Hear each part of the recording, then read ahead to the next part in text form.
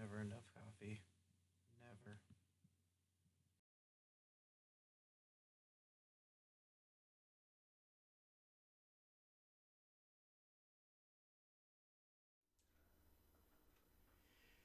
Hey, what's up, Green Machine Comics? This is Steve, Yogi Steve, not Mix Steve.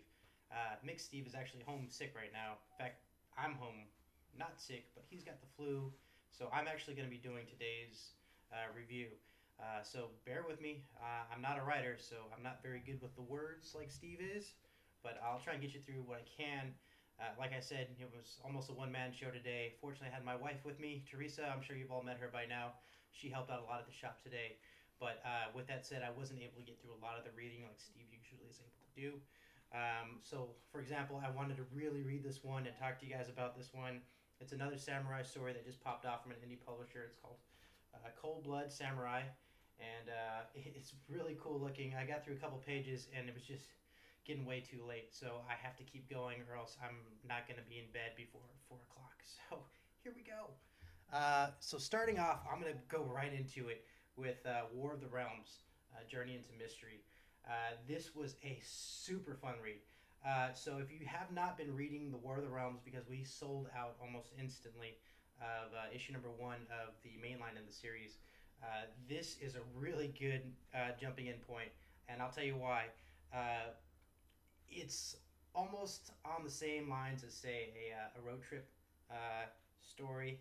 There's a lot of good quip in there. I mean, you got Miles Morales, SpiderMan in there, so you know it's gonna have a little bit of humor to it. And honestly, the humor really matched well with the action. The drive and momentum was good in it. I would highly recommend reading this. I don't want to ruin anything for you because there's a lot that goes on in here, and it was just a great fun read. I had a really good time with this, and I can't wait to see where this is going to take us in the future. Next up is Web of Venom, Cult of Carnage. This was a really good read too. If you haven't been reading these Web of Venom series, they have been insanely good. This one takes place over in Doverton, which had the big Carnage fiasco that involved pretty much a lot of the Avengers. They fought it out, and lo and behold, there is some remnants of really good.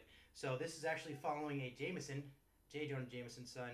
His name is John Jameson, and John Jameson is the son of J. Jonah Jameson, obviously, and he is an agent. And in this, they're trying to find out what happened in the small town after Carnage had left. It's quite good.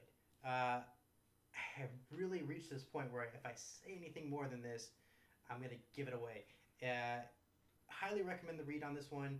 Highly recommend the other Web of Venom series. It's a good one to just jump into. You don't really have to have much knowledge to go have a good time with this. I would highly recommend it. This one is a go. Next up is The Batman Who Laughs. This has been an amazing book. I've had a really good time with all the other ones so far, and I just want to tell more people about it, especially since they are doing the now final printings of the Batman Who Laughs series. So this is going to be your last time to really jump in on issues 1, 2, and 3 while they're still available. With that said, this book is super good.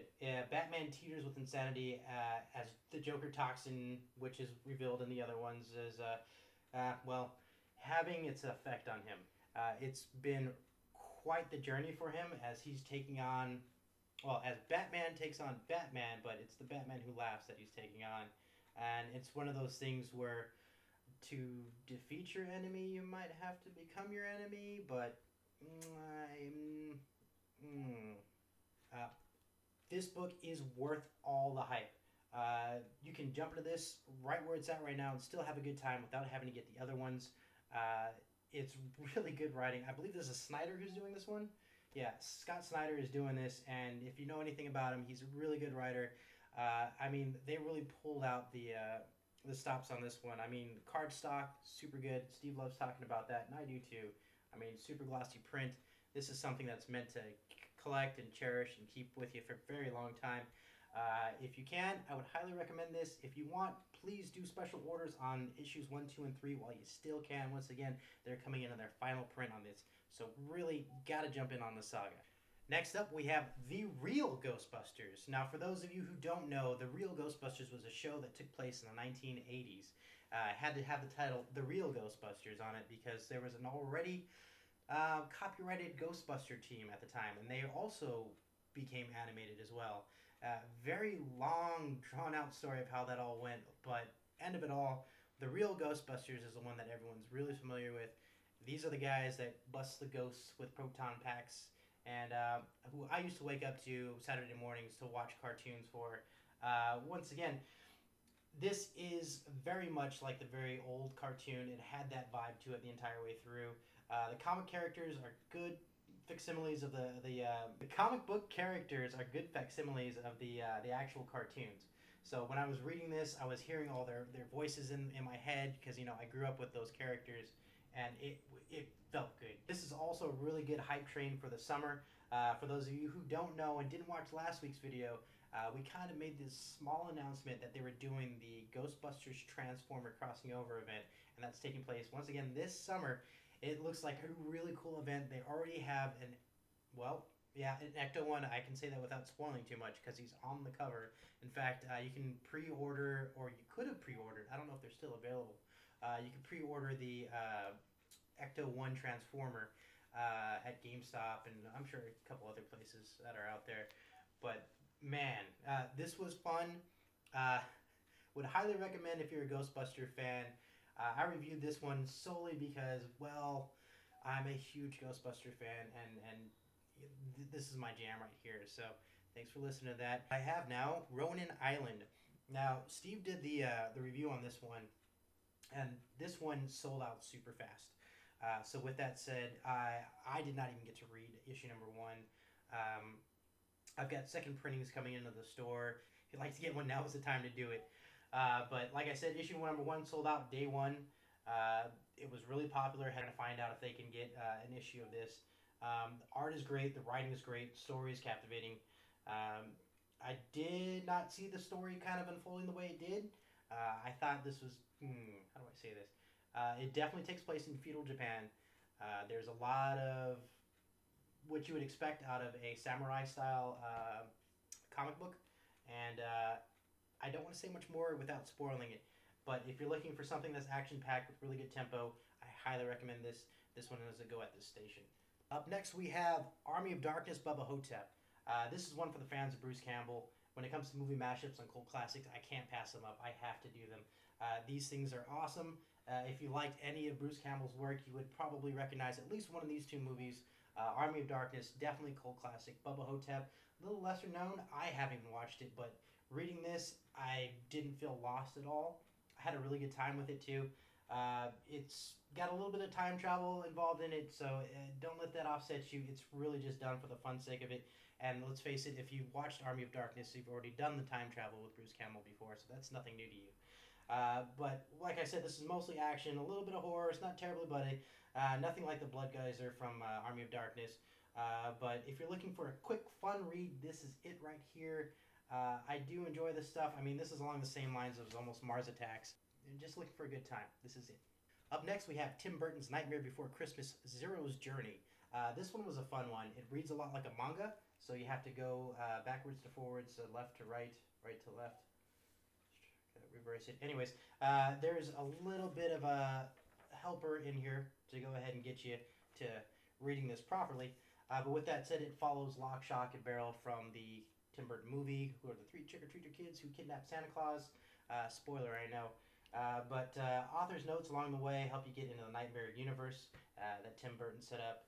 So it's more for the fans. It's got some really nice artwork into it. It's nothing violent or something I would shy my daughter away from. So if you're looking for a quick little fun read, this is another one to jump into. And lastly, I'm sorry, I know I didn't read a lot, but I do have Symbiote Spider-Man. This was incredibly fun to read. This chronologically follows the events of Secret Wars.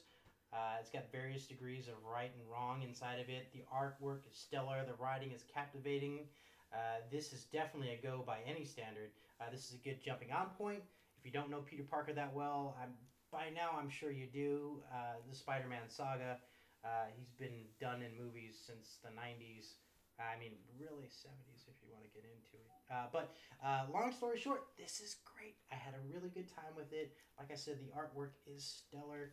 I don't want to spoil anything, but we can tell just by looking at the cover alone that Mysterio is in play. It's early enough where I think I can say this without ruining it. It's early enough where Peter does not know that this thing is alive that he's wearing. So, big ups to that. So it's another, I guess, week for the symbiotes, for the Clintar, because for those of you who don't know, I'm sure if you've seen the movies out lately, you would know that this is Venom. But not going to say much more than that. Don't want to spoil it. Really good morality issues are going on in here. And that's that. That's all I got for you today. I'm sorry, I wish I had more. I just wanted to at least hit you guys with the War of the Realms stuff, because that is a massive event.